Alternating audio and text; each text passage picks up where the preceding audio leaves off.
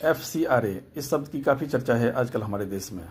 भारत सरकार FCRA amendment bill 2026 को पास करवाना चाहती है और विपक्ष के द्वारा ये मांग की जा रही है कि अभी उचित समय नहीं है इस बिल को पास करवाने का।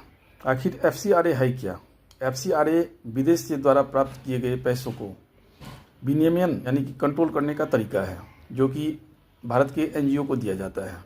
तो यदि विदेशी पैसे भारत के ही NGO को दिए जाते हैं तो आखिर इस बात पे इतनी हो हल्ला क्यों मची हुई है? क्योंकि पैसे तो भारत में आ रहे हैं।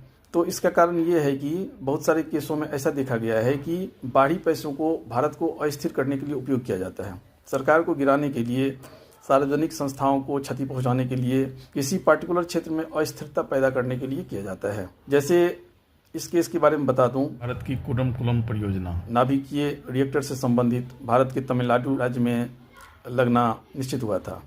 उसमें लाखों लोग सड़क पर आ गए और ये कहने लगे कि हम किसी भी कीमत पर इस परियोजना को स्थापित नहीं होने देंगे, और सरकार को बहुत सारी परेशानियों का सामना करना पड़ा।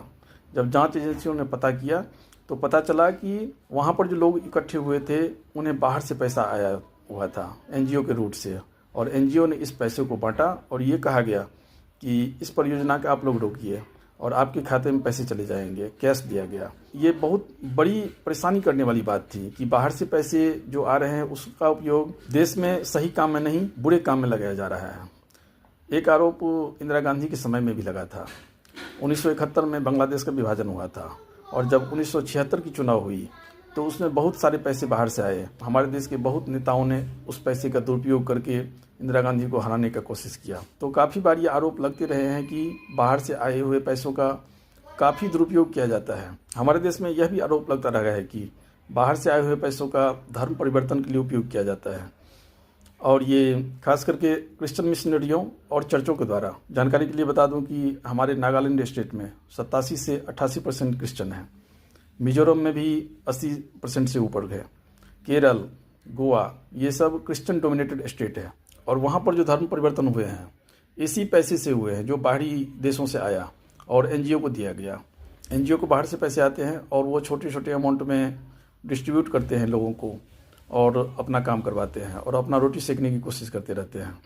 तो इस एक्ट में यही कहा जा रहा है कि हम इस FCRA कानून को और अच्छा बनाएंगे और उसमें ऐसे समावेशी चीज़ों का प्रवेश करेंगे जिससे कि इस तरह के पैसे के दुरुपयोग रोका जा सके। आज के समय में अमेरिकन पार्लियामेंट में भी ये चर्चा चल रही है कि भारत सरकार ईसाइयों को रोकने की कोशिश कर रही है और इस FCRA कानून का दुरुपयोग किया जाएगा भारत में।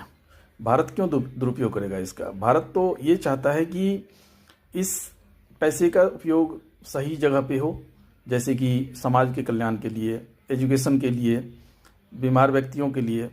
लेकिन यदि उसी पैसे का उपयोग देश को खतरे में डालने के लिए किया जाएगा तो निश्चित रूप से कानून बनना ही चाहिए।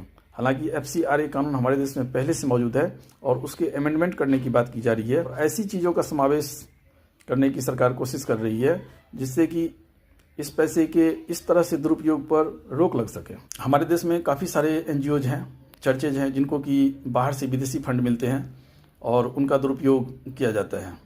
हालांकि वो फंड लेते हैं उचित कामों के लिए जो कि अभी का FCRA बना हुआ है, लेकिन देखा गया है कि उसका उचित उपयोग नहीं किया जाता है। ये भी आरोप लगता रहा है कि क्रिश्चियन मिशनरियों, चर्चों के द्वारा बहुत सारे लोगों का धर्म परिवर्तन किया जा रहा है। अब इस नए FCRA अमेंडमेंट बिल में क्या है? नए अमेंडमेंट बिल में इस तरह की चीज़ों को जोड़ा गया है कि यदि कोई विदेशी NGO का रजिस्ट्रेशन कैंसिल होता है या अपने वो स्वेच्छा से एप्लीकेशन देता है कि हमारा रजिस्ट्रेशन कैंसिल किया जाए, या वो अपने रजिस्ट्रेशन को रिन्यूअल नहीं करवाता है, तो उसकी पूरी संपत्ति भारत सरकार जब्त कर लेगी। और यही विदेशियों में डर है कि इस तरह से यदि संसाधनों का भारत सरकार के द्वारा कब्जा कर लिया जाएगा तो हमारी क्या होगी। यही डर विदेशियों को सता रही है, जिसके कारण FCRA को रोकने की कोशिश की जा रही है बाहर के देशों के द्वारा। मेरा मानना है कि ये अमेंडमेंट बिल उचित है और इसे निश्चित रूप से किसी भी कीमत पर पास करवाना चाहिए और पैसों के दुरुपयोग को जो बाहर से आता है उसको रोका जाना चाहिए।